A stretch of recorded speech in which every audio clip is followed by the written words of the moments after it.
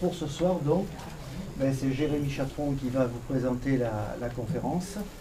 Il est maintenant docteur en astrophysique. Il a fait sa thèse au LAM sous la direction de Jean-Gabriel Cuby, qui est le directeur actuel de l'Observatoire.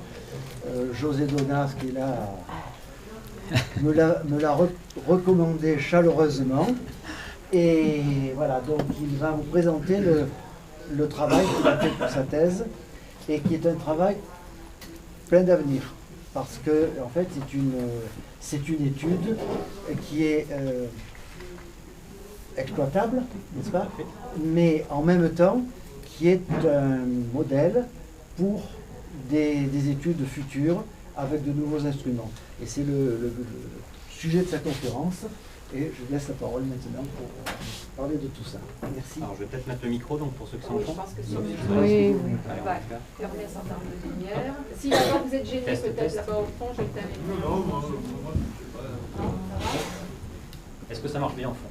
On m'entend? Oui. Impeccable. Bon, bah alors on va commencer. Pour la première diapo, en tant que fan de Star Wars et en plus la période s'y prête, j'aurais bien aimé commencer mon exposé de cette manière-là. Mais sans la musique, c'est un peu moins intéressant, donc je vais le faire de manière plus traditionnelle. Et donc voilà comment va se passer notre petite conférence en 5 parties. Alors je vais commencer par un bref rappel assez général donc, de qu'est-ce que l'astrophysique, avec un contexte donc, de cette science. Je ne sais pas si je peux monter le son du micro. Oui, on va monter le son. Oui, on va monter le son. Après cette introduction, on va parler donc, du voisinage de la Terre et donc des objets astrophysiques qui sont autour de nous. Et on va parler un peu des échelles dans l'univers, parce que quand on dit le terme astrophysique ou astronomique dans le sens commun dans l'utilisation de ce mot tous les jours, on ne se rend pas bien compte des échelles qui sont vraiment derrière ce mot-là. Donc je détaille un peu tout ça.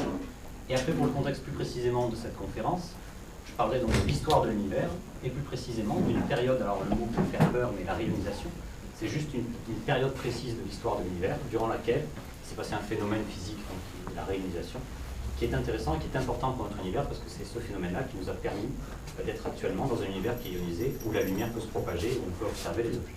Je vais vous en parler plus précisément. Voilà. Allez, on va monter le micro. Hop, c'est mieux comme ça. Alors après, dans une troisième partie, je vous parlerai d'un programme d'observation ou surveille pour l'anglicisme. Ah oui, alors ça, j'ai oublié. Je vous parlerai d'un fameux quasar, le terme qui était donc technique dans le titre de cette présentation, qui est en fait un objet astrophysique dont on va parler dans cette partie contexte. Pour le programme d'observation que j'ai pu étudier durant ma thèse, donc surveille pour l'anglicisme, qui a un nom assez magnifique, donc CFHQSI, on verra ce que veut dire cet acronyme. C'est un programme d'observation où on a cherché à obtenir des quasars, à les observer. Donc dans ce programme-là, on parlera un peu des données, et puis surtout des résultats qui étaient attendus en termes de quasars. Alors là, je parlerai brièvement de la calibration des images, parce que ce n'est pas le propos de cette conférence, mais si ça intéresse certains d'entre vous, je passe là-dessus, s'il y a une question après, on pourra y revenir. Et enfin, je parlerai donc dans cette quatrième partie de la sélection des quasars. Donc concrètement, comment est-ce qu'on fait pour chercher les quasars sur nos images dans le ciel. Et dans une dernière partie, c'est ce qu'avait présenté en première partie donc, la perspective en fait, de mes travaux, c'est-à-dire tous ces travaux-là qui ont été menés sur des vraies données seront applicables dans le futur avec un satellite donc, qui s'appelle Euclid, qui sera lancé donc, en environ 2018 par l'Agence spatiale européenne et la NASA. Donc dans le cadre de ce programme-là, avec Euclid, on va voir une fois de plus comment est-ce qu'on pourra essayer de détecter des quasars avec ce satellite. Et après, on verra un petit effet qui a été trouvé durant ma thèse, c'est-à-dire que ce satellite tout seul ne sera pas à même de détecter beaucoup de quasars et il faudra le suivre depuis le sol pour que sa mission soit optimale. Alors, commençons avec les pieds sur Terre. Donc là, je suis désolé pour le 16 neuvième qui du coup déforme un peu notre belle Terre, mais bon, en même temps, elle tourne sur la même, donc c'est un peu comme ça. Et donc, partons d'ici, on a une planète, la Terre. Ah, il y a un autre problème sonore, sans doute. Ouais. Monte le micro, il touche la chemise là. Ah, Tu veux mettre sur la chemise. Je vais la mettre. Oui, voilà, mets-le sur la chemise, c'est bon. Désolé pour le bruit de parasite. Donc allons-y, commençons notre petit voyage en partant. Ah, ben voilà, magnifique. Il a transformé la Terre. Désolé, Ah non, c'est impeccable. Alors juste une petite parenthèse, donc là, on va avoir une sorte de cylindre autour qui est juste en fait pour visualiser la chose, c'est juste un artefact informatique. On peut mettre des cadres, mais évidemment l'univers n'est pas en forme de cylindre. Et donc allons-y, donc notre planète, la Terre, il y a d'autres planètes autour que vous connaissez sans doute, donc Vénus, Mars, etc., qui tournent autour d'une étoile qu'on appelle le Soleil pour la Terre. Et ceci forme ce qu'on appelle le système solaire. Donc ça c'est pour notre étoile, le Soleil, mais il y a d'autres étoiles dans l'environnement local. Vous pouvez voir ici, donc quand on dézoome encore une fois, on est toujours au centre. Vous avez des étoiles voisines, donc par exemple ici, Deneb, Sirius, je vais peut-être pas, donc Deneb, Sirius, ou Vega, enfin toutes les étoiles que vous connaissez assez bien pour les astronomes de la salle. Mais si on dézoome encore une fois, il y a beaucoup d'étoiles dans notre environnement local qui s'organisent dans une grande structure qu'on appelle une galaxie, vous connaissez peut-être déjà ça. Pour la position de notre Soleil par rapport à notre galaxie, on est approximativement ici, c'est-à-dire qu'on est en banlieue de notre propre galaxie, qu'on a nommé la Voie lactée. Mais la galaxie, elle n'est pas non plus unique, donc notre Voie lactée dans l'univers, il y en a d'autres. Vous pouvez voir ici un exemple de quelques galaxies du groupe local, à savoir les petites galaxies, des galaxies naines qui s'appellent les nuages de Magellan ici, ou notre grande voisine, qui est d'ailleurs le nom de l'association qui m'accueille ce soir, la galaxie d'Andromède ici. On peut encore une fois dézoomer, et puis on va se rendre compte qu'il y a d'autres groupes de galaxies, des amas, donc on les appelle à partir de là. Il y a un grand amas ici qui s'appelle l'amas de la Vierge, et nous, donc on appartient à ce qu'on appelle le super amas de la Vierge ici. Donc là, on touche à des structures qui sont complètement astronomiques. Et on dézoome encore une fois, on trouve qu'il y a d'autres super amas aux alentours, et là ça devient complètement inimaginable. Et après, évidemment, si on dézoome une fois de plus, on peut atteindre l'entièreté de l'univers observable. Donc ça, c'est juste pour un peu imaginer à quel point cet univers est vaste. Et maintenant, je vais vous parler un peu donc, de la science qui s'acharne à essayer de comprendre cet univers, science qui est donc l'astrophysique. Alors l'astrophysique, ce n'est pas une science expérimentale, hélas. On ne peut pas étudier en laboratoire nos objets, les galaxies, les étoiles ou les planètes. Et du coup, ça va faire qu'on ait ce qu'on appelle une science observationnelle. Ça m'écarte un peu du qu'on parle pour les Larsen. Donc, une science observationnelle, qu'est-ce que c'est?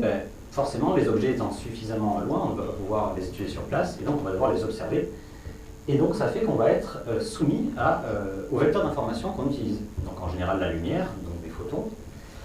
Et alors là, il y a un effet qui n'est pas palpable au sens commun de tous les jours, c'est que la lumière, en fait, elle n'est pas instantanée. Quand on allume de la lumière, on a l'impression qu'effectivement, elle nous parvient de manière instantanée, mais en fait, cette lumière, elle a une certaine vitesse finie, qui est de 300 000 km à la seconde. Et sur des distances astronomiques, ça va commencer à avoir un effet que je vais vous présenter ici, qui justifie l'appellation que vous avez peut-être déjà entendue d'archéologie spatiale. Alors, on va voir un exemple avec un objet qu'on connaît bien, le Soleil, donc notre étoile, qui est à une distance moyenne de 149 millions de kilomètres. Quand on observe le Soleil, en fait, on va observer une image du Soleil qui date de près de 8 minutes. Alors là, je vais m'arrêter un peu parce que les astronomes qui maîtrisent ça, ils ont incorporé assez facilement cet effet-là, mais qui est quand même fondamental pour ceux qui ne connaissent pas. C'est que, donc si on regarde par exemple dans la journée notre Soleil, à un instant T, eh bien, en fait, ce qu'on va voir, c'est la lumière qu'il a émise il y a 8 minutes, qui a mis tout ce temps-là pour parcourir donc, les 149 millions de kilomètres. Et donc, en fait, on peut imaginer bien qu'on est en train d'observer une sorte d'image datant du passé de 8 minutes du Soleil. Alors, 8 minutes, ça ne paraît pas très archéologique comme ça, mais si on continue notre voyage dans l'univers, pour l'étoile la plus proche en dehors de notre Soleil, donc qui est Proxima du Centaure, ou Proxima Centauri en anglais, qui elle est située à une distance de 2 millions de kilomètres, alors là, on va pouvoir voir deux choses. Premièrement, c'est que quand on observe elle, on a une image qui date de 4,22 années, donc là, on commence à remonter effectivement le temps en observant des objets qui sont plus loin. Deuxième phénomène, on constate tout de suite que le kilomètre, il n'est plus trop d'actualité dès qu'on essaye de parler un peu des objets astrophysiques. Alors pour ça, je vais donc devoir vous parler d'un truc que vous devez connaître pour certains d'entre vous, qui est le parsec. Alors, soit les fans de science-fiction, ils ont vu ça dans Star Trek et Star Wars, soit pour ceux qui sont astronomes, ils connaissent bien parce qu'en astrophysique, on utilise très souvent le parsec. Donc là, je vais vous expliquer un peu comment ça fonctionne, une fois que j'ai appris un peu mon air et mon eau.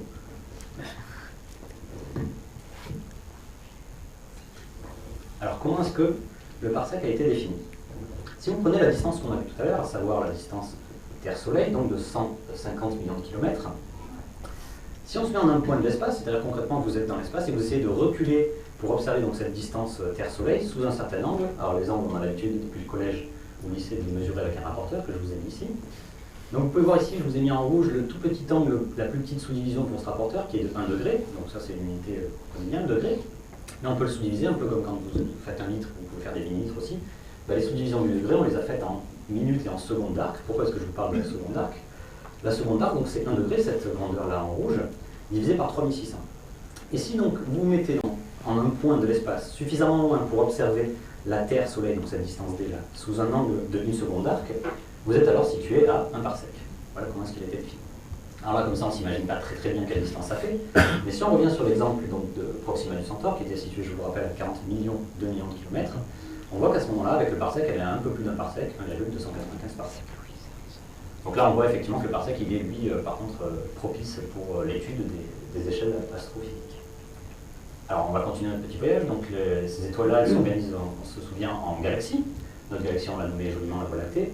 Donc, je vous rappelle qu'on est quelque part en banlieue. Et donc, si on cherche à regarder, par exemple, le centre de la galaxie, qui est situé à 7971 parsecs, vous allez voir que le terme archéologique qui vient tout de suite, il prend son sens. On a une image de 26 000 ans, qui date de 26 000 ans. Donc là, effectivement, on va commencer à voir ce voyage dans le temps et dans l'espace. On va tout de suite faire un saut avec l'association Andromède, qui elle est située à 778 000 parsecs, donc notre première grande voisine en termes de galaxie. Et là, on a une image qui date de près, un petit saut temporel, qui date de près de 2,54 millions d'années. Alors là, tout de suite, voilà, là on est clairement dans l'archéologie. Et il y a aussi un autre effet qu'il va falloir prendre en compte, et alors là, celui-là, il est assez facile à mettre en parallèle avec un exemple dans la vie de tous les jours. Si moi je tiens une chandelle qui a une certaine luminosité, si je recule, à un moment donné, vous n'allez plus voir la chandelle parce que, tout bêtement, la luminosité apparente que vous percevez, elle diminue.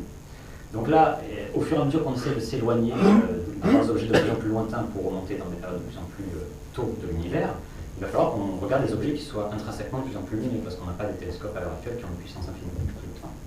Et c'est pour ça que je vais vous parler du fameux type d'objets que sont les quasars. Alors qu'est-ce qu'un quasar? Alors c'est une vue d'artiste ici.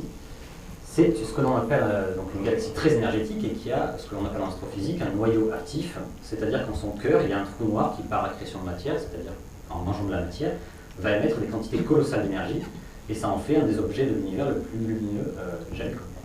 Alors pourquoi est-ce que ça va être intéressant? Je vais finir mon exemple des échelles dans l'univers avec justement le quasar le plus lointain jamais observé, qui porte un nom assez poétique de ULAS J1120 plus 0641. À un moment donné, la poésie devait laisser la place, vu qu'il y avait trop d'objets, on ne pouvait pas les nommer tous avec l'Iliade et l'Odyssée, par exemple.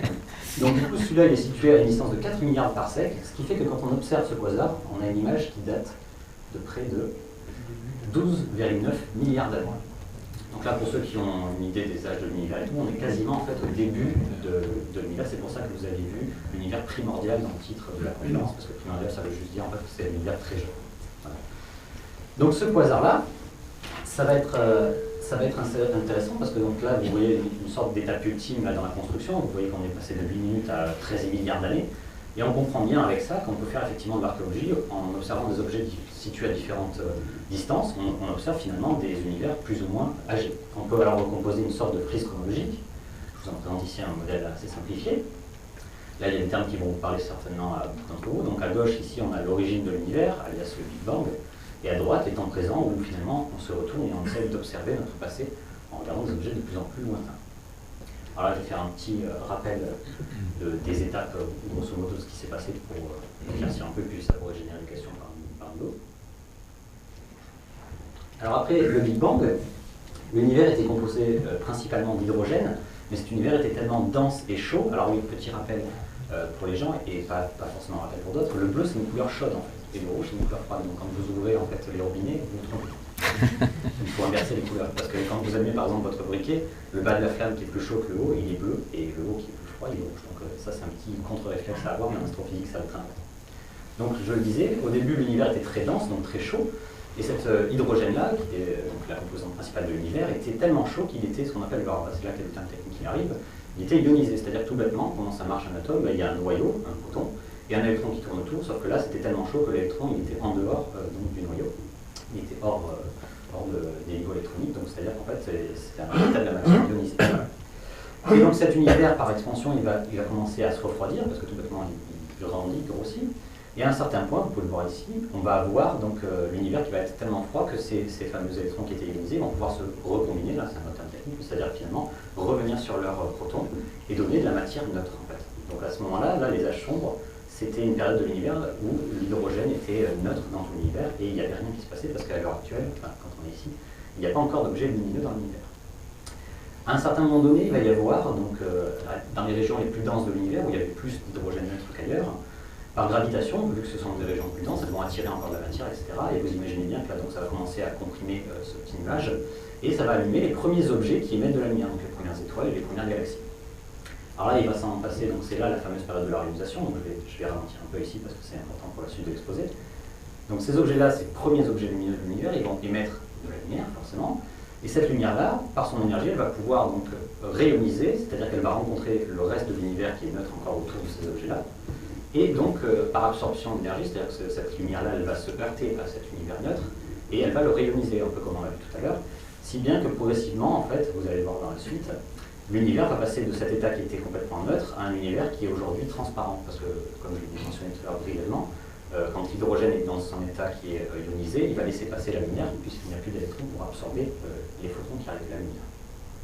Et à un certain moment donné, donc, il va y avoir l'évolution des galaxies, leur vie, et nous, notre petit soleil, notre système solaire va se former. Et je vais vous mettre ici les dates pour que vous puissiez voir un peu en quelle dimension ça se passe au niveau du temps.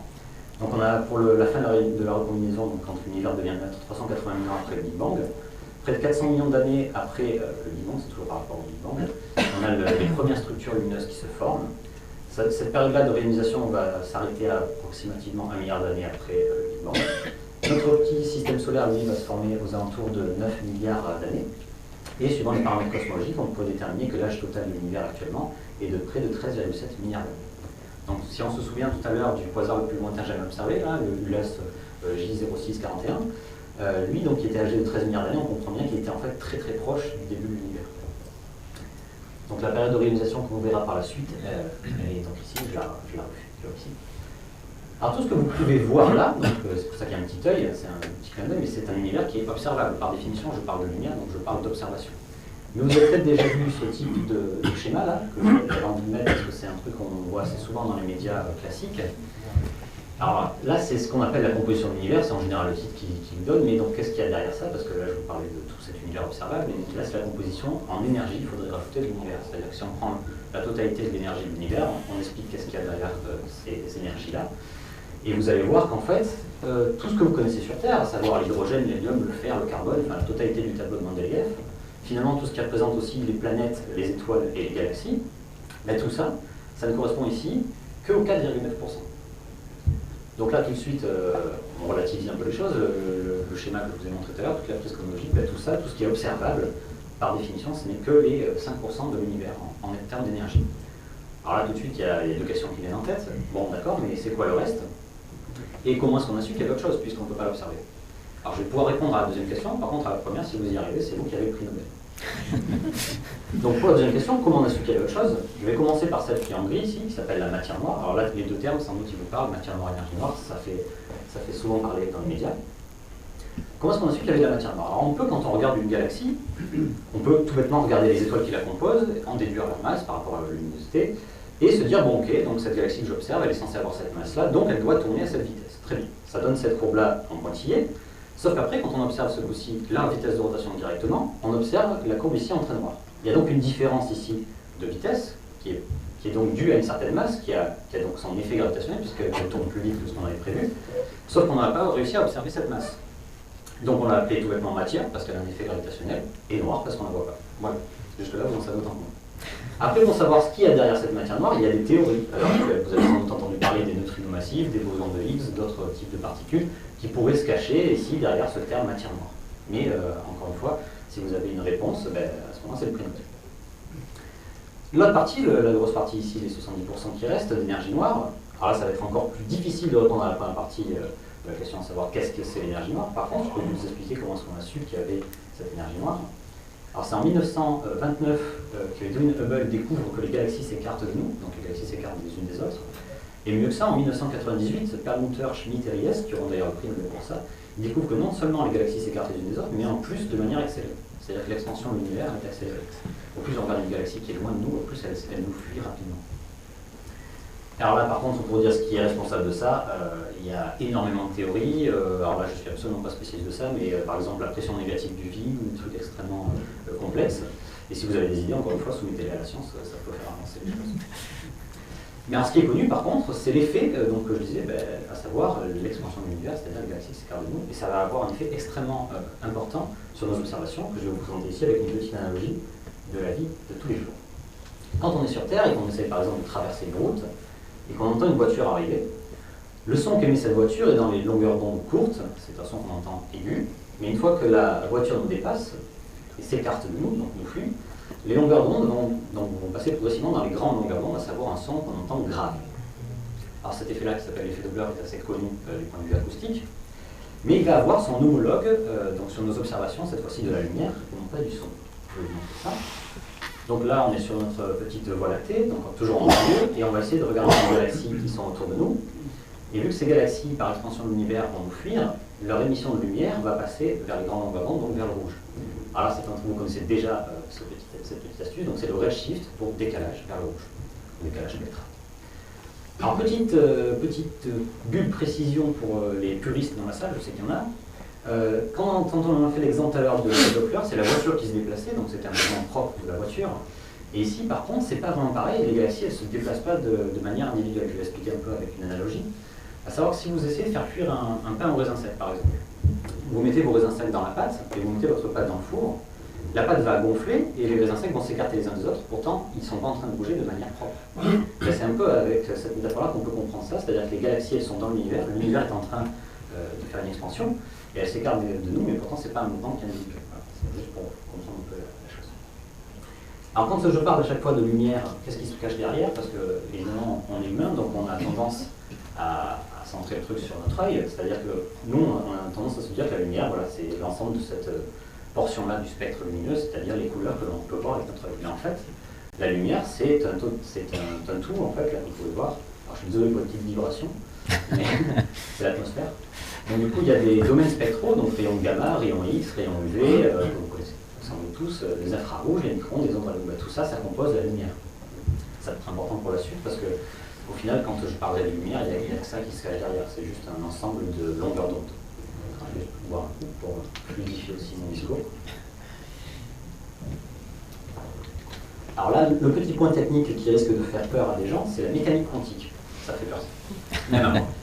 Et donc pourquoi c'est important? Parce que quand on regarde un objet, l'objet il est composé d'atomes. Et c'est en fait ça qui nous permet de le voir, c'est parce qu'il va émettre de la lumière par cet atome. Et je vais expliquer brièvement le mécanisme, comment ça fonctionne. Alors, on se rappelle, il y a un noyau donc, dans chaque atome et il y a un électron qui est en orbite autour de ce noyau.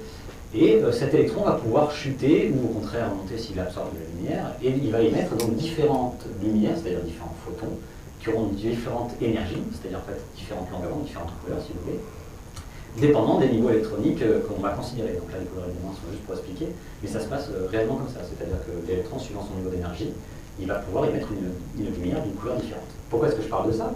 Parce qu'en astrophysique, et si on revient à la réalité des choses, on ne peut pas étudier les étoiles in situ. Donc on va devoir essayer de trouver des moyens de les comprendre. Et l'avantage qu'on a, c'est que sur Terre, par exemple, on va commencer par ici le bas, en laboratoire, on peut essayer d'étudier des gaz qui sont les gaz finalement qu'on observe dans la Voie lactée, dans les étoiles, c'est-à-dire par exemple l'hydrogène, l'hélium, et on va trouver, comme je vous mentionnais tout à l'heure, des raies, vous pouvez voir ici des traits noirs d'absorption, qui vont avoir une certaine énergie, donc une certaine longueur d'onde propre aux gaz qu'on étudie. Et vu qu'on va retrouver ces gaz dans les galaxies qu'on cherche à observer, vous allez pouvoir ici constater qu'on a les mêmes raies qui sont donc propres aux gaz qui sont composites de la galaxie, mais qui vont se décaler progressivement vers le rouge via l'effet qu'on a mentionné tout à l'heure de décalage spectral ou de redshift. Alors pour ceux qui aiment bien les maths, derrière le redshift, on peut mettre un paramètre qui va être donc dépendant de la longueur d'onde qu'on observe et de la longueur d'onde qui est censée être célèbre. Alors avec tout ça en tête, on va garder ça dans un coin, on va revenir à la réalisation. Donc maintenant on a compris l'expansion de l'univers, le redshift, le décalage spectral, tout ça. Et ça va nous servir à justement comprendre cette période-là importante de l'histoire de l'univers, qui est la réalisation. Je vais vous faire ici un petit film pour calmer un peu tout ça.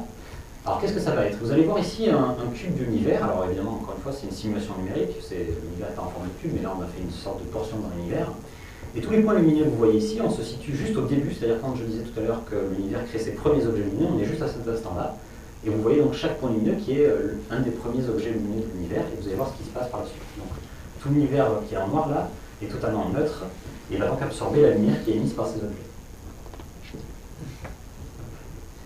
Donc vous allez voir autour de chacun des points lumineux un petit volume ici bleuté qui va se développer, et qui représente l'univers qui est maintenant ionisé, c'est-à-dire que la lumière qui a été émise à chacun de ces points va donc se faire intercepter par l'environnement local de ces sources, et va donc se faire ioniser. Si bien que maintenant que l'univers est ionisé, là, dans ces zones bleues, il va laisser passer la lumière. Et donc, la sorte de bulle d'ionisation que vous pouvez voir là va grossir, si bien qu'à un certain moment, les bulles vont se rencontrer avec les objets voisins qui étaient aussi émetteurs de lumière. Et vous pouvez voir ici une phase qu'on appelle la percolation dans l'histoire de l'univers, qui va mener à finalement l'ionisation complète de l'univers jusqu'à ces poches de gaz, là qu'on peut voir encore, ou des poches de gaz neuf qui restent, qui vont progressivement se faire ioniser avec les fronts d'ionisation qui vont se rejoindre. Voilà. Je vous laisse finir, sinon ça je vous dis là-dessus.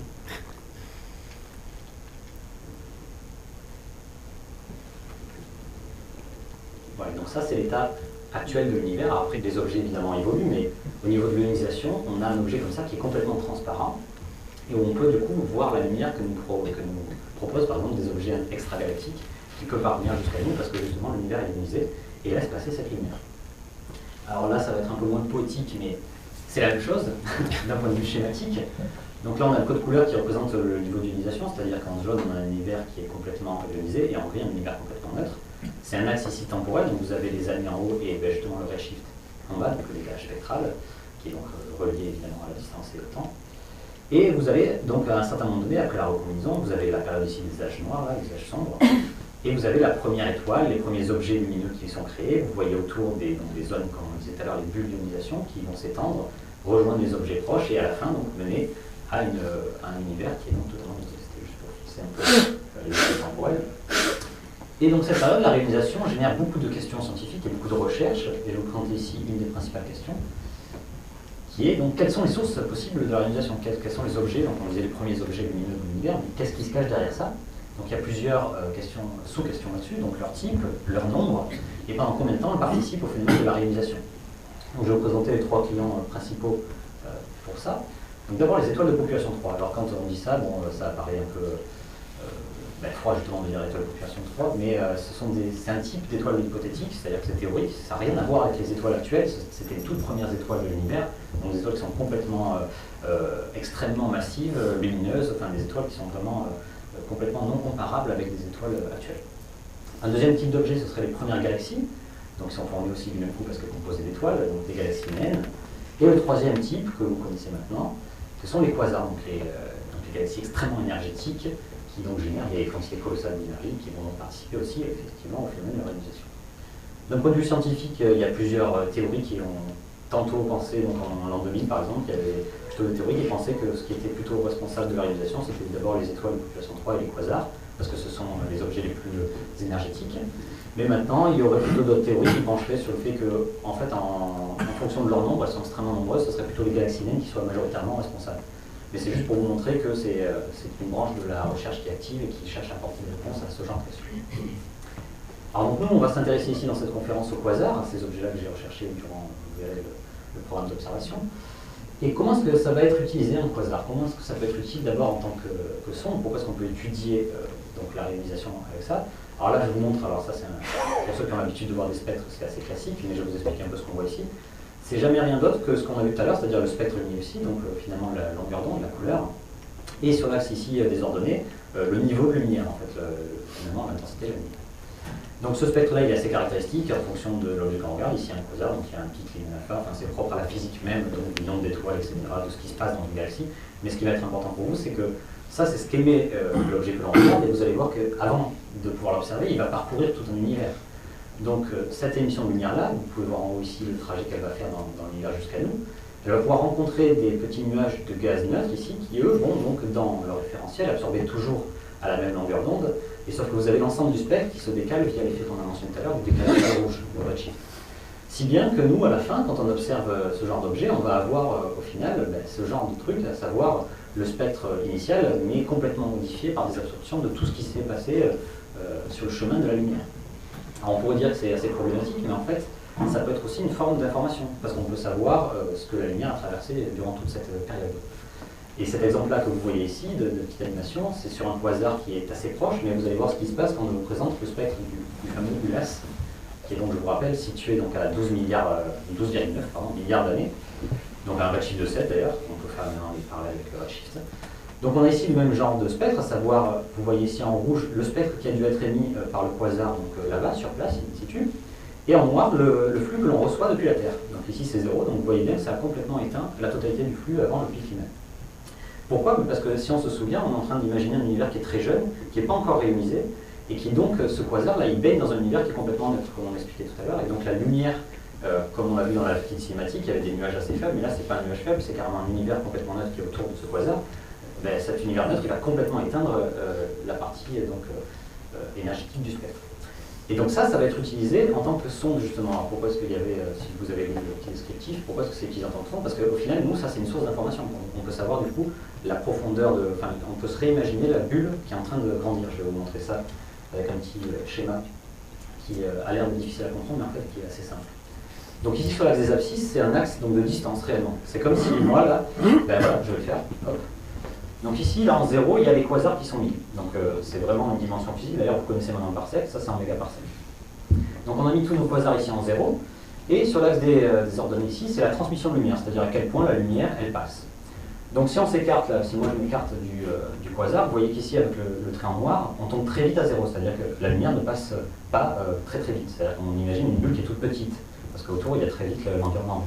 Par contre, les deux autres couleurs que vous voyez ici, ce sont deux autres quasars, qui sont situés à deux autres distances. Le quasar Ulla, je vous rappelle qu'il est situé très très loin, à un redshift de 7, et si vous voulez les années, vous avez ici donc, le 13e année. Et pour les deux autres, ils sont situés plus proches, donc si vous réfléchissez un peu, c'est-à-dire que c'est donc dans un univers qui est plus vieux, donc les bulles ont grandi, donc à des redshifts de 6.4 et 6.3, et vous pouvez voir effectivement, quand on s'écarte du quasar, on peut aller bien plus loin pour de la transmission de lumière. Donc on imagine bien ici, on peut remettre en forme la cinématique du truc en imaginant les bulles qui grandissent, l'ionisation autour de nos objets. Voilà, ça c'est juste pour vous imager ce que je disais tout à l'heure, c'est-à-dire que en fait, cette partie éteinte du spectre, c'est une source d'information aussi qui va nous servir à étudier la réalisation, et c'est pour ça que c'est intéressant d'étudier les quasars. Pour étudier les quasars, il y a aussi un autre truc qui ne concerne pas cette fois-ci la réalisation, mais un type d'objet astrophysique, que sont les trous noirs supermassifs. Ça va pouvoir vous aider à comprendre aussi ces trous noirs, et je vais prendre un verre d'eau parce que c'est un sujet assez lourd.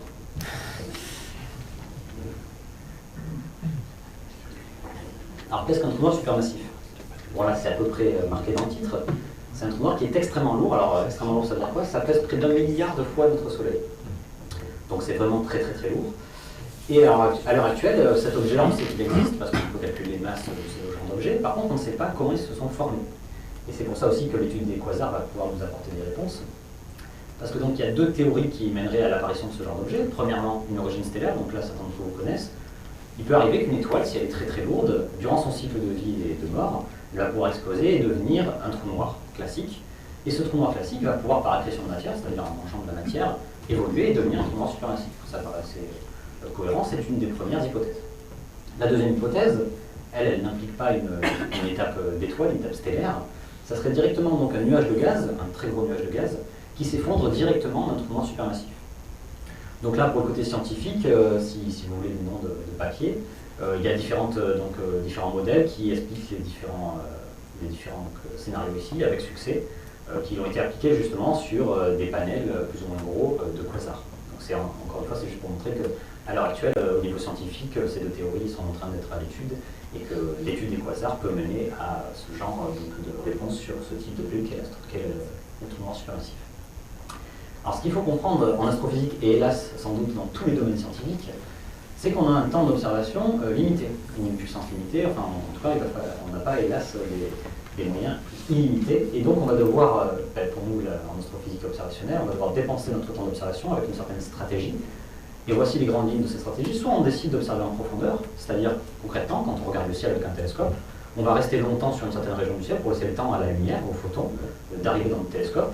Alors pourquoi c'est intéressant les points de vue quasars? Parce qu'on va pouvoir du coup observer des quasars qui sont plus faibles et qui sont donc plus nombreux, parce que c'est les quasars les plus faibles qui sont les plus nombreux. Mais par contre, le revers de la médaille, c'est que ça nécessite un grand temps d'exposition sur une même région. L'autre approche qui est opposée, c'est une approche en surface. Là c'est le contraire, c'est-à-dire qu'on va chercher à balayer une très grande région sur le ciel. Pourquoi c'est intéressant du point de vue quasar? C'est parce qu'on va pouvoir observer des objets qui sont rares, que sont les quasars de très grande luminosité, qui du coup nous permettent de remonter à des distances encore plus grandes et donc à des univers plus jeunes. Mais là, pour le coup, donc, on dépense le temps en surface d'observation. Alors pourquoi je dis ça? Parce que tous les programmes d'observation, ils doivent se positionner quelque part sur cette stratégie. Et vous verrez par la suite donc, notre programme CFH Fusion qui a opté plutôt pour une côté surface pour avoir des quasars donc à très grand redshift, puisque le but c'est toujours de remonter plus loin pour reprendre un univers primordial de plus en plus jeune. Alors une petite parenthèse sur la science, qu'est-ce qui s'est passé? Donc il y a eu 36 quasars qui ont été découverts en 2006 par Fental, c'est ce qui a marqué un peu la recherche des quasars. la ruée vers faire les quasars, si on peut dire. Et donc vous pouvez voir d'ailleurs ici un petit effet, donc les quasars sont ici organisés par ordre de redshift, c'est-à-dire en distance, et on voit bien ici le pic Lyman, c'est-à-dire l'émission, vous vous souvenez, donc c'est éteint avant parce que justement il y a l'univers neutre qui absorbe, et on voit le pic qui se déplace vers l'infrarouge, donc vraiment l'expansion de l'univers ici sous vos yeux. Après en 2010, il y a Chris Willott qui a découvert donc, près de 9 quasars, donc à des redshifts avoisinant 6,25. Donc là pareil, c'est juste pour montrer que la source avance. Et donc après en 2011, le détenteur du record que vous connaissez, ULAS a été découvert donc, par Mortlock et al. Et récemment, par Veneman et al., ils ont découvert 3 quasars à des redshifts proches de 7, mais sans dépasser cette distance. Et maintenant, je vais vous parler donc, du programme d'observation dans lequel j'ai été amené à travailler, à savoir le CFH+IR. Et on va voir ce que ça veut dire aussi dans cette troisième partie.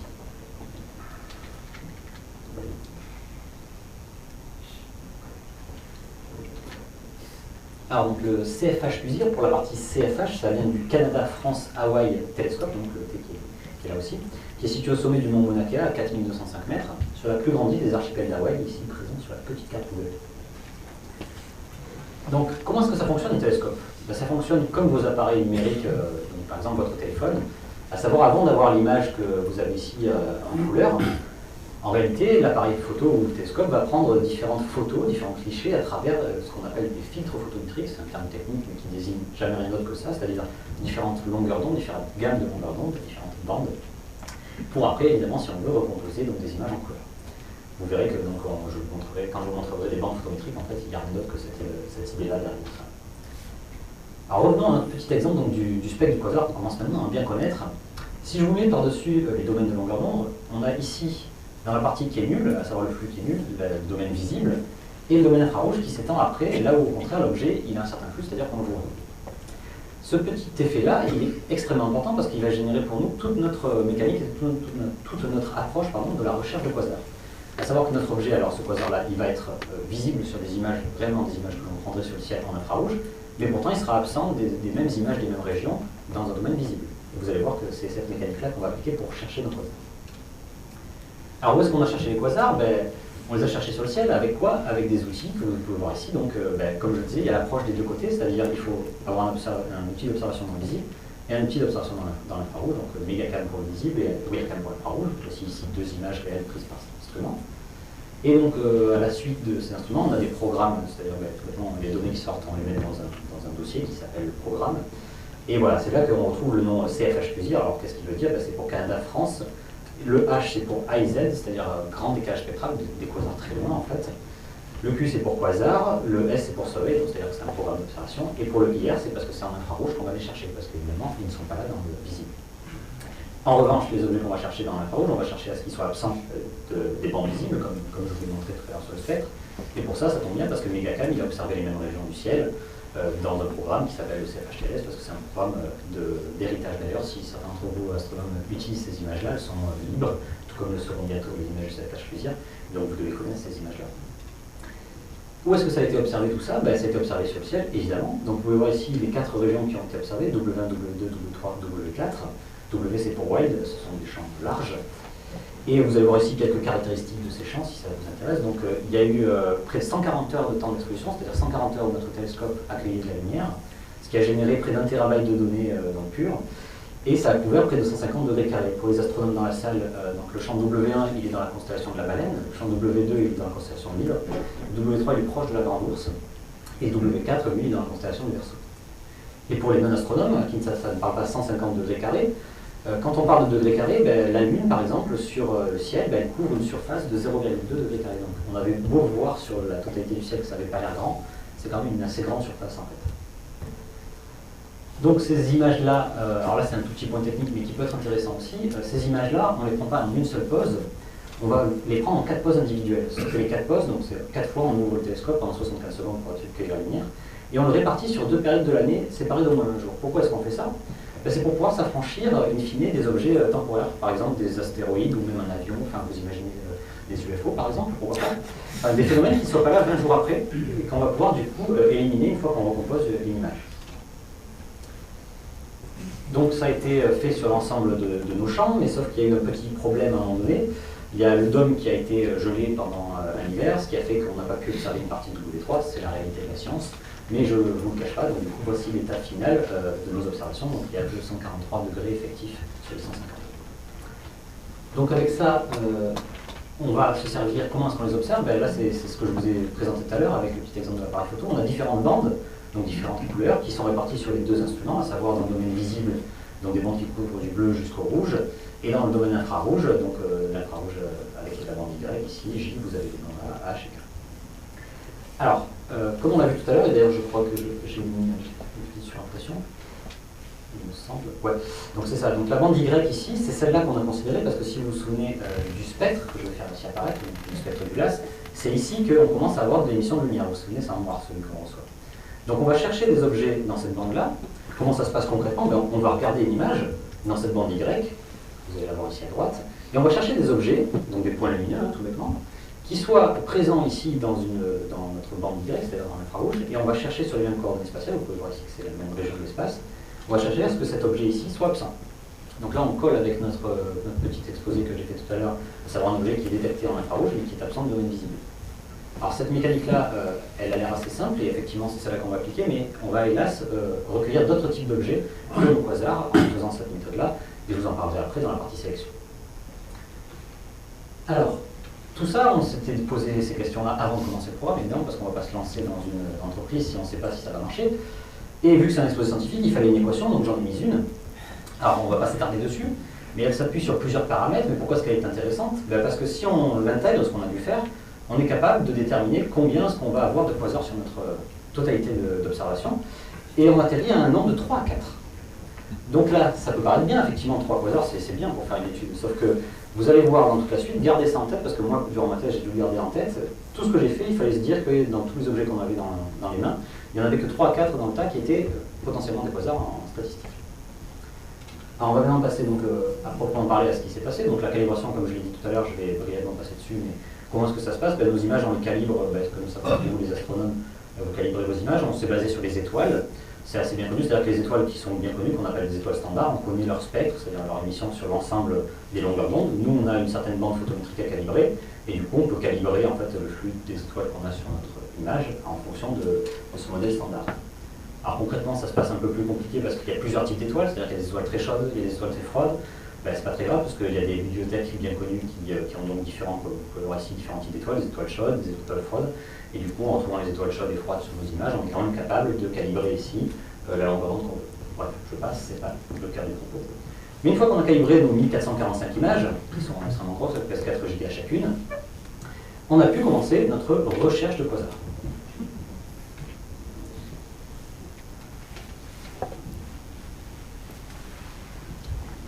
Alors là, pour ceux qui ont reconnu les mauvais canards, ce sont des naines brunes. Pourquoi est-ce que ce sont des mauvais canards du point de vue de la recherche de quasars, évidemment? Nous, on cherche à avoir un quasar le plus lointain possible en, je vous rappelle, appliquant le principe qu'on s'est donné tout à l'heure, à savoir un objet qui est visible dans l'infrarouge et qui n'est pas visible dans le visible. Je le sais. Et donc, du coup, en faisant ça, effectivement, on pourrait se dire, parfait, on a tous les quasars de notre programme d'observation. Sauf que, alors je vous présente ce diagramme que vous connaissez pour certains d'entre vous, et pour les autres, c'est pas grave, on va prendre ça calmement. Je vous rappelle, le bleu, c'est chaud, et le rouge, c'est froid. Oui, il faut s'y faire. Donc là, dans l'axe des abscisses, c'est la température des étoiles. On voit toutes les étoiles qui existent donc, dans notre galaxie. Et sur l'axe des ordonnées, c'est la lumière, c'est-à-dire la luminosité. Donc les objets qui sont très lumineux sont en haut, les objets qui ne sont pas lumineux sont en bas. Du coup, ces étoiles-là, qu'on appelle les naines brunes, elles sont très froides. Donc elles n'émettent pas de lumière dans la partie visible. Jusque-là, on se dit mince, on va peut-être donc du coup les prendre pour des quasars, parce que thermiquement, après, parce qu'elles ont une certaine température, elles vont émettre dans l'infrarouge. Comme quand vous voyez dans les films de science-fiction qui mettent les lumières de l'infrarouge la nuit, ils voient quand même des objets, c'est exactement le même principe, c'est-à-dire qu'elles émettent de la chaleur qui va émettre dans l'infrarouge. Et du coup, ça reproduit le comportement qu'on a mentionné tout à l'heure des quasars. Si bien qu'il va falloir, on en parlera dans la suite, les sélectionner, parce qu'en fait, si on applique donc la grande louche qu'on a dit tout à l'heure, à savoir les objets visibles dans l'infrarouge et pas visibles dans le visible, on va avoir ces naines brunes qui vont rester aussi. Donc on va en parler par la suite. Un deuxième client de contaminant, c'est-à-dire un objet qu'on ne veut pas, alors lui par contre il est assez spécial mais facile à comprendre, vous allez voir. Mais quand on observe une belle nuit comme ça, quand on observe une région du ciel, il peut arriver qu'il y ait une étoile très lumineuse sur notre image, très bien. Mais si on prend une autre photo d'une autre région du ciel à la suite de cette image-là, ce qui va se passer, c'est qu'on va observer aux mêmes coordonnées sur notre image la même étoile. C'est un peu comme quand vous regardez le soleil, que vous fermez les yeux, même si vous tournez la tête, vous avez encore l'image du soleil. Quoi. Ben là, en fait, on comprend bien que sur le ciel, cette étoile-là, elle n'y est plus, c'est juste en fait la rémanence ou la persistance de l'étoile très lumineuse qui a été prise sur une pause juste avant. Mais donc, vu que cet objet n'est pas réellement dans le ciel, ça veut dire que sur notre image Y, s'il y est, il ne sera pas dans les données du domaine visible, vu que l'objet n'existe pas, puisque généralement, ils ne font pas les mêmes séquences d'observation. Donc cet objet-là aussi, il va falloir le garder en tête quand on va voir les ennemis. Donc très bien, on a tout ça en tête, et on part, parce que alors là, pour ceux qui n'ont pas envie de regarder toute la présentation, vous regardez l'entraînement, ça sera fini quand ça sera en bas. Donc on part de l'ensemble de nos images, et on cherche tous les points lumineux, vraiment, on cherche tous les points lumineux sur nos images. On arrive à 4 millions de points lumineux. Bon, voilà, il y en a 3 ou 4 qui sont des quasars, c'est bien. Il va falloir en éliminer du monde. Donc à partir de ces 4 millions d'objets, évidemment, il y a des objets qu'on ne voit absolument pas, là je vais vous donner des exemples. À gauche, voilà, si on a une étoile qui est assez lumineuse, on va avoir, vous savez, comme quand on prend des photos, il y a des halos des fois, ben, un programme informatique, il n'est pas capable de dire si ça c'est un quasar ou pas, donc, parce que pour lui c'est une source lumineuse. Donc voilà, il faut appliquer des critères sur la propreté d'extraction, etc. Donc voilà, on applique tout ça. Et de l'autre côté, je vous rappelle qu'on applique tout bêtement notre politique, à savoir on voit un objet qui est du flux dans l'infrarouge, mais qui n'est rien dans le visible. Donc du coup, en appliquant ça de manière automatique, on va passer des 4 millions d'objets qui vont partir, donc ici vous pouvez voir donc, toutes les images, comment ça se passe à l'intérieur du programme. On a donc l'image de source, donc ici en infrarouge, la bande Y, et ici les 3 du domaine visible. Celle-là elle est un peu entre, mais vous allez voir, elle pourra être utile par la suite, mais surtout celles qui sont éliminatoires, c'est ces 3-là. Il ne faut pas que l'objet soit présent dans ces 3-là. Ben, le G c'est pour green, donc c'est du vert, du rouge, et du rouge un peu plus lointain, presque aux limites de notre œil.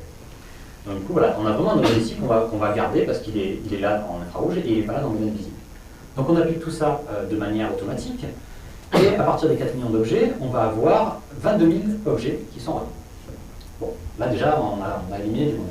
Sauf que ces 22 000 objets, au niveau des étapes automatiques, on ne peut plus faire grand-chose et on va devoir les traiter à la main. Donc c'est pour ça que je disais qu'il faut le garder en tête, qu'il y en a 3 ou 4 qui sont bons, parce que les 22 000, il a fallu les faire durant pas mal de temps, à maintes reprises, pour en être sûr. Donc là, courage, on est presque arrivé à la fin. Donc ces 22 000 objets, alors comment ça se passe? Voilà, j'ai eu 22 000 fois un truc comme ça, où on te propose l'ensemble des images.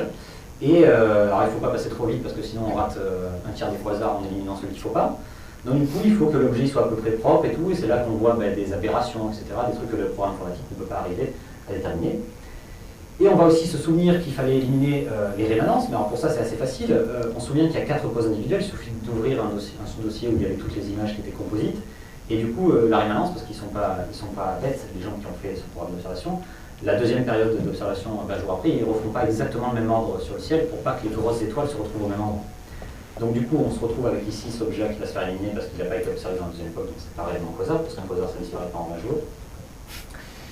Et à partir de ça, donc, à la main, on obtient une liste d'une centaine de candidats. Tout de suite, on respire un peu. Mais on sait que là-dedans, il y a 3 ou 4 quasars, et il va y avoir donc une majorité de nébules. Comment est-ce qu'on va faire pour les éliminer? Donc c'est pour ça que je vais faire une petite pause ici, parce que ça peut paraître complexe la suite, mais en fait, ça dépend juste de ça. Donc, je vous rappelle, les bandes photométriques, c'est juste des prises de photos dans différentes couleurs. En rouge, ici, vous avez toujours le spectre que vous commencez à bien connaître. Je vous interroge à la fin. Sur ULAS, donc, le quasar qui est très loin, le Corman. Et en bleu, vous avez ici le spectre d'une naine brune, donc une des étoiles que parasite pour nous, dans la recherche du quasar. Alors évidemment, du point de vue des spectres, c'est facile à dire que ces deux objets sont différents, mais nous, ce qu'on a, c'est on ne fait pas un spectre. Le spectre, c'est au moyen d'un prisme, etc. C'est de voir toute l'émission du flux en fonction de la longueur d'onde. Mais nous, on a juste des photos qui sont la somme de l'émission dans ces bandes-là, ce qui est beaucoup plus difficile, du coup, de discriminer ces deux objets. Mais ça va être possible en utilisant ce qu'on appelle une couleur. Alors là, c'est au sens astrophysique du terme, pas au sens commun. Mais qu'est-ce qu'on dit quand on dit une couleur? Une couleur, ça va être une différence finalement de la luminosité à l'intérieur de plusieurs bandes. En fait, on pourrait expliquer ça en sens commun, c'est-à-dire qu'une couleur, ça va être par exemple rouge moins bleu. Voilà, rouge moins bleu, c'est une couleur en astrophysique. Et c'est un paramètre, finalement, c'est un paramètre quantifié qui va nous permettre de discriminer différents objets. Un pull rouge, par exemple, pour un paramètre rouge moins bleu différent d'un pull rouge. Et donc c'est avec ça qu'on va pouvoir ici étudier différentes couleurs. Alors là, on va se calmer un peu, c'est pas grave, il y a plein de points, mais on va le prendre lentement. Donc sur l'axe des abscisses, il y a justement une couleur. C'est-à-dire qu'en fait, ici, il y a la couleur Z, donc il y a la dernière bande, vous vous souvenez, du visible, presque de l'infrarouge, moins la bande, donc première infrarouge, Y, et sur l'axe des ordonnées, on a une autre couleur qui est Y, donc la bande de l'infrarouge, moins la bande J, qui est l'infrarouge un peu plus longtemps. Bon, peu importe, pourquoi dans ce type de diagramme ça nous intéresse? Ben parce que si vous regardez ici en rouge, vous avez donc un quasar, donc c'est une simulation, qui va décrire ce genre de comportement sur ce diagramme, et pourtant, les naines brunes ici en bleu, elles vont décrire ce comportement-là. Et on voit que du coup, c'est possible ici de discriminer ces deux genres d'objets. Si on a toutes les informations en Z, Y et J, on va pouvoir positionner nos objets, nos fameux candidats, sur ce genre de diagramme. Et un candidat qui sera positionné sur une région plutôt A, ben, il sera éliminé, car c'est probablement une ligne brune. Et en revanche, un candidat qui sera positionné plutôt dans la région B, il va être conservé, car probablement un quasar. Donc on a fait ça sur nos centaines de candidats. Ça mène à ce genre de schéma. Donc on peut voir, ça mène à 24 candidats, parce que tous ceux qui n'avaient pas les barres d'erreur qui rentraient dans cette boîte-là, on les a sortis. Et ces 24 candidats-là, évidemment, vu que les barres d'erreur sont très grandes, on a voulu les réobserver pour affiner leur photométrie et aussi acquérir d'autres informations, parce que vu que ce principe-là, on l'a appliqué avec Z, Y et J, peut-être que les naines brunes et les quasars se comportent différemment avec d'autres couleurs. Pour ça, on a considéré deux autres télescopes. Donc, d'une part, le WHT, ou William Herschel Telescope, qui est situé au sommet du rocher de Los Muchachos, à 2400 mètres, sur les îles Canaries. Et de l'autre côté, là, on en est revenu au CFHT, on leur a demandé ce qu'ils avaient comme filtre en réserve. Et vous allez voir, donc, il y a différents systèmes de filtres. Donc toujours pareil, on a notre quasar en rouge, la naine brune en bleu. Et voici l'ensemble des spectres, des filtres qui étaient disponibles d'une part au WHT et d'autre part au CFHT. Et là, vous pouvez voir assez facilement qu'un filtre nous a tout de suite intéressé, c'est le CH4. Alors merci aux chimistes, ils étudient le méthane dans les étoiles, etc. Mais pour nous, vous pouvez voir justement que c'est là qu'il va y avoir une grosse différence de comportement entre la naine brune ici qui a un gros fil d'émission et pourtant le quasar qui lui reste assez calme. Concrètement, ça se comporte comment? C'est qu'avec les simulations, vous pouvez voir ici, on a le quasar qui lui reste assez calme, et les naines brunes qui vont partir et qu'on va pouvoir du coup éliminer, ici donc en H-CH4 off ici et H-CH4 ici. Donc bref, on a appliqué ça sur notre ensemble d'échantillons, ce qui a réduit la liste à 9 candidats. 9 candidats que je vous présente ici. Et ça, c'est l'état actuel de notre liste de candidats du programme CFH Fusir. L'étape suivante, c'est quoi? Pour l'instant, ce sont juste des candidats, c'est pas encore confirmé, mais tout ça, c'est juste avec des photos, et il va falloir, comme je le disais tout à l'heure, passer à l'étape d'après, c'est-à-dire la spectroscopie, donc faire passer au travers d'un prisme pour vérifier que ce sont vraiment des quasars, et ça, c'est une étape qui va être menée bientôt, parce qu'il y a une grande observation qui a été obtenue auprès du LDT, donc un des plus gros télescopes, qui est via l'instrument SOFI, qui est un spectrographe. Et donc voilà, la confirmation possible donc, de nos fameux 3 ou 4 quasars qui sont dans le tas. Là, c'était pour finir cette petite partie. Donc là, comme on l'a mentionné au tout début de cet exposé, cette étape-là et tout ce processus-là de pensée, il va pouvoir être appliqué aussi dans le futur, avec donc comme support Euclide, le grand satellite donc, de l'Agence spatiale européenne, qui est ici présenté sur cette jolie image.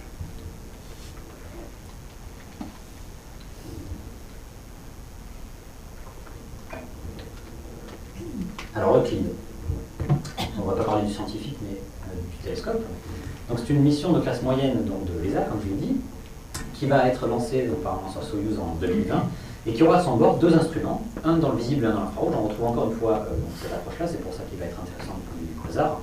Pour l'instrument dans l'infrarouge, le NISP, c'est le laboratoire d'astrophysique de Marseille qui est le maître d'œuvre de cet instrument. Le champ de vue de l'instrument, ce sera de 0,5 degrés carrés, et pour les dimensions du satellite, ça va être de 4,5 mètres de long pour près de 3,1 mètres de diamètre, et quant au miroir primaire, lui, il va faire donc 1,2 mètres de diamètre, et j'ai oublié le poids, il va peser près de 2,8 tonnes. Alors ce satellite Euclide, on peut le positionner par rapport au grand projet futur, certains d'entre vous connaissent forcément le JWST, qui sera le grand successeur de Hubble. Alors, là, encore une fois, une petite parenthèse, quand on parle des magnitudes, là, c'est justement l'intensité lumineuse. Alors évidemment, pour pas que ce soit simple, plus la magnitude est grande, plus la luminosité est faible. Donc c'est normal que Hubble soit bien plus puissant, il peut voir des magnitudes plus loin. Mais c'est normal, c'est pas un projet qui est homologue à Euclide, c'est un projet beaucoup plus grand. Mais si on veut des projets homologues, on a par exemple WFIRST, qui est un satellite de la NASA, ou sinon WISH, donc le satellite homologue d'Euclide au niveau japonais. Pour la surface du programme Euclide, vous pouvez voir que ça va être 15 000 degrés carrés, ça va être extrêmement conséquent, on va voir dans la suite ce que ça va donner. Alors où est-ce qu'il va aller Euclide pour faire ses observations? Alors là, je vous présente un schéma qui a plein de lignes, ça a l'air compliqué, mais là on retrouve le Soleil ici, la Terre, et dans ce système-là, donc c'est un système gravitationnel, il y a différents points d'équilibre, donc des points d'équilibre stables ou instables, qui sont des points d'équilibre de Lagrange, comme on dit. Et c'est au point L2, généralement, qu'on envoie la majorité des satellites, et c'est là que va aller Euclide. Il va mettre 30 jours à parcourir les 1,5 million de kilomètres qui le séparent de L2, et il se mettra en orbite autour de ce point-là pour commencer sa mission. Cette mission va durer 6 ans durant lesquels il va observer près de 15 000 degrés carrés, donc près de 36% du ciel. Vous pouvez voir ici un code couleur qui vous montre en fait chaque année d'observation d'Euclide. Pour ce qui est de l'amélioration graphique, là vous pouvez voir un exemple frappant au niveau de la résolution. Donc là vous imaginez très bien les conséquences de pouvoir par exemple étudier la morphologie des galaxies, etc. Et puis juste si vous voulez voir le gain graphique qu'il y a, C'est ici une simulation de l'amélioration graphique apportée par Euclid en comparaison avec le SDSS, qui est un des plus gros programmes SOL actuellement. Pour les chiffres, donc là, je ne vais pas m'attarder dessus, mais Euclid il va révolutionner beaucoup de domaines astrophysiques, que ce soit l'étude de galaxies assez proches ou dans les amas de galaxies, ou bien un type d'objets assez méconnus que sont les galaxies naines, ou dans notre propre galaxie, la Voie lactée, des étoiles très très froides, des naines froides, et des galaxies observées par l'antigravitationnel. Et pour nous, là, ce qu'on a mentionné tout au long de cette conférence, les quasars, il va pouvoir trouver des quasars encore plus loin, c'est-à-dire explorer des périodes encore plus jeunes, donc de l'univers primordial, avec les tout premiers quasars observés à un redshift supérieur à 8.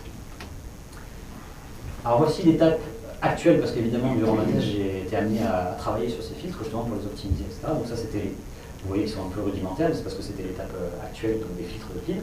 On retrouve ici encore une fois un filtre qui est dans le domaine visible, donc avec l'instrument VIS, et trois filtres, le trio classique, donc Y, J et H, dans le domaine infrarouge, sur l'instrument NISM. Je me suis intéressé donc à voir si c'était possible, comme on a fait avec notre programme d'observation, de discriminer, d'éliminer les naines brunes des quasars. Ben, on retrouve le même genre d'opération, à savoir ici vous avez une couleur, donc on se rappelle un peu comment ça marche. Ici c'est à quel point l'objet il est plus ou moins visible par rapport à l'infrarouge, et sur les ordonnées c'est est-ce qu'il est plus ou moins infrarouge proche ou infrarouge lointain. On retrouve le même genre de comportement, à savoir les quasars qui partent ici vers la droite et les naines brunes qui vont se discriminer un peu vers le haut. Donc on a l'air de se dire ici effectivement que ça va être tout à fait possible, comme on l'a fait nous sur notre programme, de sélectionner nos quasars. Alors il y a un petit effet qu'on a trouvé tout de suite et qui est assez perturbant, et qui est dû au fait que ici vous pouvez voir les limites instrumentales, c'est-à-dire les limites de l'instrument Euclid, et ça va avoir un effet direct sur nos observations, parce que vu qu'ils ont mis qu'une seule bande invisible, alors que là vous vous souvenez, nous on avait travaillé avec plein de bandes, donc il y avait une bande très très proche qui était assez profonde, ben là, cette bande-là, le fait qu'elle soit pas assez profonde, ça va générer ici un effet que tous les quasars ici qui vont être assez faibles et qui seront sur cette ligne-là, ben, ils vont être projetés sur cette ligne-là en continu. Donc là, si vous imaginez un peu le truc, ben, du coup ça va être impossible de dire si l'objet il va être un quasar ou une naine brune, puisque tous ces objets-là, ils ne sont pas en fait là, ils vont être tous projetés sur cette ligne en continu.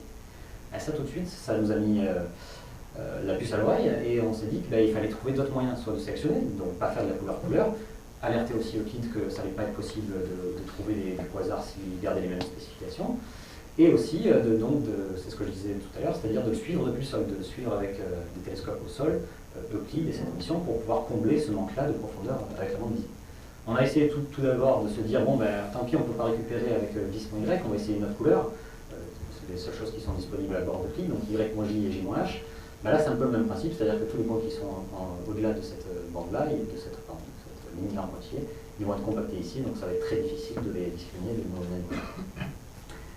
Et du coup, on s'est dit, ben, si on ne peut pas étudier les couleurs, on va essayer d'étudier directement la luminosité. Alors là, ça passe tout de suite par une épreuve assez difficile, qui est ben, les couleurs, si vous voulez, pour les étudier, on n'a pas besoin d'étudier le niveau de luminosité d'un objet, puisque, comme je le disais tout à l'heure, c'est-à-dire que le cube, on veut savoir s'il est plus ou moins rouge, on ne veut pas savoir s'il est plus ou moins brillant, précisément dans le rouge ou dans le bleu. En fait, c'est une sorte de pente qu'on étudie. Mais si on veut s'affranchir des couleurs et utiliser directement la luminosité, il faut donc mener tout un travail en magnitude ici, donc plus en couleur, pour normaliser donc, des objets. Et là, bon, au niveau de la science, comment ça se passe? On a utilisé trois normalisations différentes, vous allez voir dans la suite, c'est-à-dire finalement trois quasars qui sont plus ou moins lumineux, théoriques. Un quasar M-star, donc c'est un quasar moyen. Un quasar M25, ça fait partie des 25% les plus lumineux de la galaxie, enfin de l'univers, pardon. Et le quasar ULAS, ben, on l'a repris. Et d'ailleurs, pour l'anecdote, lui, il fait partie des 15% les plus brillants des quasars, donc il est extrêmement lumineux. Donc ça, c'est pour le côté quasar. Pour le côté naine brune, parce qu'il faut quand même étudier s'il y a une perturbe ou pas, on a pris des naines brunes qui étaient les plus problématiques, de type T, et on les a aussi ciblées donc, dans notre galaxie locale. Donc voilà ce que ça donne comme genre de diagramme. Donc ici, on retrouve notre couleur, toujours la même, donc à quel point l'objet est visible par rapport à rouge.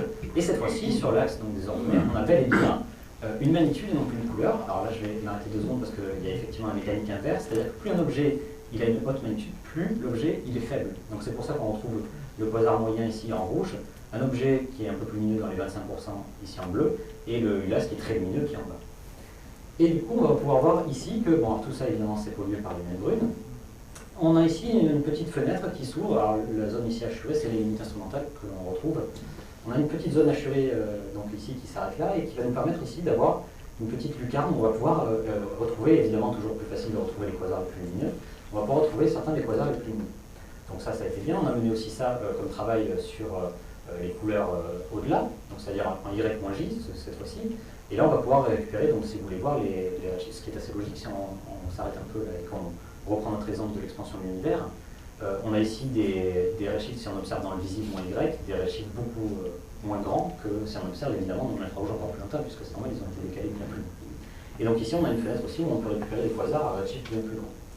On a pu intégrer ça via des équations et trouver qu'il y aurait près de 200 quasars qui seraient observés donc, avec cette section-là à gauche et près de 100 quasars pour les redshifts supérieurs à 8. Donc ça, c'était assez rassurant de ce point de vue-là. Et alors pour les chiffres, pourquoi est-ce que c'est impressionnant par rapport aux 3 ou 4? C'est parce que là, c'est 15 000 degrés carrés derrière. Donc effectivement, c'est beaucoup plus facile de pêcher les quasars. Par contre, on s'est dit, bon, ben voilà, ça c'est un état de fait, mais on va avoir, hélas, toute cette région-là qui est parasitée par le fait que, juste tout bêtement, on a une seule bande invisible qui est pas très profonde. Est-ce qu'on peut essayer, avec un suivi depuis le sol, de récupérer des quasars? Alors oui, et qu'est-ce qui nous intéresse le plus? Ben, finalement, c'est cette période-là qu'on voudrait, parce que le satellite Euclide, il a une énorme bande ici qui fait qu'elle n'est pas profonde, mais si on pouvait avoir une toute petite bande ici assez profonde, donc la fameuse bande Z qui manque, ben, on pourrait à ce moment-là récupérer des quasars. Et donc on a fait des propositions pour savoir s'il y avait des possibilités de suivi depuis le sol. On a récupéré donc l'instrument qui avait été utilisé dans notre programme d'observation qui est Megacam. Et avec ce programme-là, donc on s'est rendu compte qu'effectivement on pouvait récupérer encore une petite fenêtre, et puis aussi le DES, donc le Dark Energy Survey, qui va pouvoir suivre aussi 5000 degrés carrés du programme Euclide, et qui va nous permettre aussi de récupérer quelques quasars. Donc on aurait 15 quasars ici dans ces chiffres-là, et près de 30 quasars sauvés aussi avec les DES. Donc ça ne coûte pas grand-chose au final parce que ces programmes-là sont actifs, et on pourra récupérer aussi des quasars qui pourront amener à des études. Donc voici pour conclure, on va faire un petit rappel de tout ce qui s'est passé. Alors pour les quasars, ben, on a vu que ça pouvait être utile pour étudier la réalisation, donc je vous rappelle cette période clé de l'histoire de l'univers. On a vu aussi que ça pouvait permettre d'apporter des éléments de réponse à un type d'objet astrophysique qui était les trous noirs supermassifs. Après je vous ai parlé un peu de la calibration que j'ai faite avec les étoiles, et surtout on a vu comment est-ce que concrètement, à partir des images, on pouvait chercher et obtenir des quasars en utilisant des méthodes donc, de tri avec les couleurs, tout ça. Et je vous ai montré l'échantillon de quasars que j'ai pu construire et qui va être amené à une confirmation prochaine. Et on a pu transposer tout ça dans le futur avec le satellite donc, de l'ESA, Euclide, comment est-ce qu'il pourra détecter, et surtout qu'il va falloir accompagner plus sol pour essayer d'optimiser au mieux cette mission-là. Et on a pu estimer combien de quasars il va observer. Au niveau donc du concret qui a été produit, il y a eu donc durant ce programme d'observation plein d'images, comme je vous l'ai dit, 1445, qui vont être amenés à être rendus publics, donc que vous pourrez utiliser pour avoir des images en infrarouge. C'est assez rare les images en infrarouge, surtout quand elles sont propres. Et après, donc évidemment, tous les catalogues qui ont été, des objets qui ont été extraits seront aussi parus, donc du coup on pourrait utiliser ces catalogues-là, qui ont plein de différents paramètres sur les objets qui ont été extraits, les fameux 4 millions. Et après, donc les deux processus qui ont été menés, à savoir d'une part la calibration et d'autre part la sélection d'objets, tous ces deux processus-là, ils vont être appliqués par la suite avec Euclide, quand lui sortira ses propres images. Et pour ce qui est de la science derrière tout ça, comme on l'a mentionné tout à l'heure, le quasar ULAS, il est extrêmement précieux parce qu'il est rare, et à l'heure actuelle, c'est le seul témoin qu'on a d'une période très très jeune de l'univers. Mais avec Euclide, on va pouvoir avoir d'autres quasars situés à ce redshift-là, ce qui fera que l'étude qui a été menée sur ce quasar-là bénéficiera d'une réelle statistique. Et en plus de ça, on va découvrir les premiers quasars à des redshifts dépassant donc 8, ce qui nous permettra de remonter à un univers primordial encore plus jeune.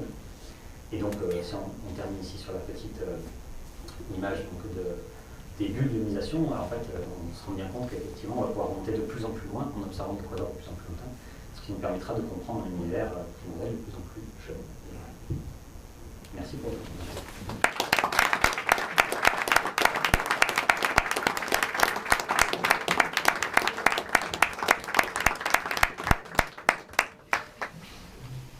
On va passer aux questions.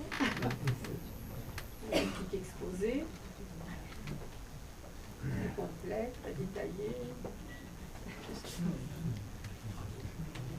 Bon, vous avez exposé là ce soir un programme de recherche par le menu qui est passionnant.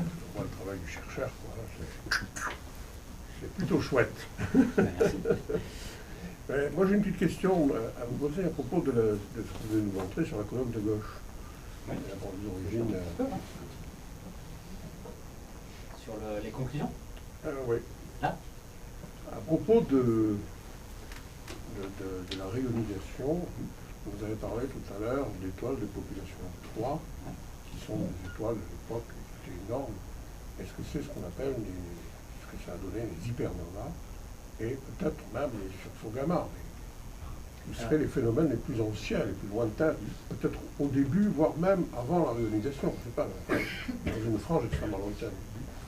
Alors forcément, si on parle de ces étoiles-là, on ne peut pas parler d'une période avant la réionisation, puisque si elle est là, cette étoile, elle est déjà en train de réioniser l'univers qui l'entoure. Ouais. Et ces étoiles-là, effectivement, alors déjà que les étoiles classiques actuellement, elles peuvent faire des sursauts gamma et elles le font, ces étoiles-là, effectivement, à la fin de vie ou même pendant leur vie, c'est clair qu'elles émettaient des quantités colossales d'énergie dans les rayons gamma et dans toute la totalité du spectre. Donc ça, de ce point de vue-là, c'est sûr. Et après, pour la vie et la mort de ces étoiles-là, c'est assez difficile de les étudier puisqu'on n'a pas, à l'heure actuelle, comment dire, l'espèce de résolution en termes de puissance visuelle pour arriver à observer individuellement cette étoile-là. Donc c'est assez difficile d'observer une physique d'un objet qu'on ne peut pas vraiment préciser. Mais après, pour ce qui est des théories, là, je ne suis pas spécialiste de ce domaine stellaire, mais ces étoiles-là, oui, la physique qui est autour de ces objets-là est complètement colossale. Donc les sursauts gamma, c'est même c'est classique pour ce genre d'objet, c'est sûr. Je pense pour répondre à ça. En ce qui concerne l'origine des trous noirs supermassifs, bon, je dirais que peut-être qu'il faudrait faire... Ah oui, d'accord, pardon.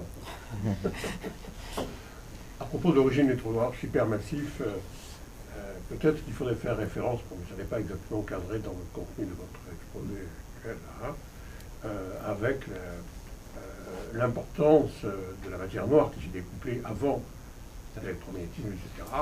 Peut-être que c'est là, dans les puits de ce qu'on appelle des puits de potentiel, quoi, hein, dus à la matière noire, où se sont agrégées les galaxies finalement, qu'on a des trous noirs supermassifs. Mais les quasars, est-ce qu'on ne peut pas trouver aussi une source de ces puits de potentiel de matière noire primordiale, avec une agrégation de matière qui ont créé des galaxies, et puis les trous noirs galactiques actifs, qui seraient peut-être aussi l'origine de ces trous noirs supermassifs? Alors la réponse elle est assez simple parce que, alors là pour tout l'exposé, je suis parti du principe que je faisais de la science observationnelle, donc je ne parlais pas de la matière noire, sauf effectivement le petit camembert. Oui. Mais après, comme vous semblez le savoir, effectivement la matière noire elle est intrinsèquement liée à la matière visible, c'est-à-dire que à l'origine, la matière noire en fait, donc vous l'avez vu, elle est bien plus responsable en termes de masse que la matière visible. Et donc ce qui se passe, il y a des halos, comme ça s'appelle, des halos de matière noire qui sont donc un peu comme on imaginait les nuages qui se condensent, ça fait pareil avec la matière noire, et c'est à l'intérieur de ces nuages de matière noire que c'est déversé de la matière visible. Donc effectivement, les quasars, là où ils sont, on peut directement faire la corrélation avec de la matière noire qui était là avant, parce que c'est ce phénomène-là, comme vous parlez de découplage, qui s'est passé avant donc, tout ce qui est visible. Donc effectivement, il y a forcément des halos de matière noire très denses autour des quasars et autour de toute structure à cette époque-là. C'est sûr. Toute la matière noire, tout ce qui est raconté en visible, sous ça, il y a forcément de la matière noire, puisque là où on observe de la matière visible, c'est que derrière, il y a un halo de matière noire. Il y a une chose, j'ai une question toute bête. Quelle est la définition exacte du quasar? Pour que une OSA, et ce soit un quasar, qu'est-ce que... Très bien. Voilà. Alors j'ai un peu menti du coup, parce que ce n'est pas une galaxie très énergétique. Quand on dit quasar, c'est en fait une partie précise de la galaxie qui est juste le noyau, comme on avait vu là. C'est en fait vraiment, on parle du trou noir et en fait ce qui se passe